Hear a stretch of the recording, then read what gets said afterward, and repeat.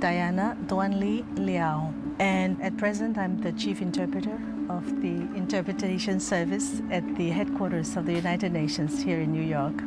My name is Brigitte Andreassier-Pearl. I've been an interpreter at the UN for 33 years, actually. I started in 71. Interpreter is supposed to understand certain languages and then turn it into their mother tongue most of the time. So, for example, a Russian interpreter will hear the original speech in English and in French and turn it into his mother tongue, which is Russian. An interpreter is someone who is listening and literally interpreting on the floor while, say, the General Assembly or is in action or any other particular meeting, and they will interpret at the same time.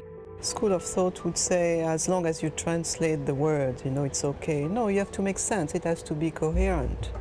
It's not enough to do the translation. You have to interpret and make full sentences, and you have to make sense in what you say. You have to speak while the speakers are speaking.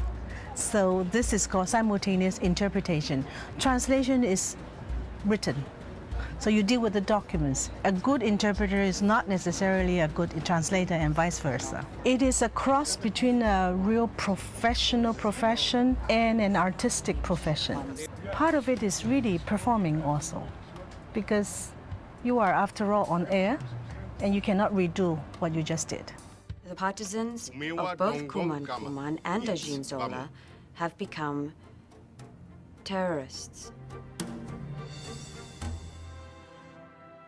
So they're pretty fascinating people. They've lived international lives. Their research is reading the newspapers or the funny papers or comic books in another language.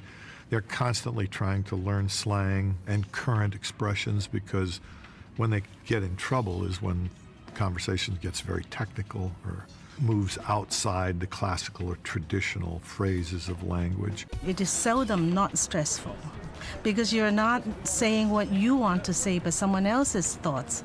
So you can never know where they're going to lead you. When it is politically charged, you are particularly stressful because you really don't want to make a mistake. No solo es esto una negación de la democracia y sus principios, sino que constituye la paz del mundo jamás debía verse en peligro por la voluntad de un solo país. No solo es esto una negación de la democracia. Now this is the English booth of the Security Council, and you have two interpreters at work. The speaker is speaking English, so they're listening, waiting for their turn. When some foreign language will be spoken in the room, then they would start working. When I was doing my research, I went and spent time in the little boxes, in the interpreting boxes, and saw the General Assembly in action. And what they really taught me was that you really have to interpret each word, because if you get one word wrong, then you can absolutely throw off the understanding. Condone the methods President Zwane uses against his own people. Ola Zwane ni sitsizini. Dr. Zwane is an educator. I had to interpret recipes, I have to interpret baby feed, the instructions, and but you never know which way it is going to take, because they have a kind of diplomatic banter, no? In the beginning, before they really get into the nitty-gritty, they can be talking about anything. Hey, Manju, chodź semi.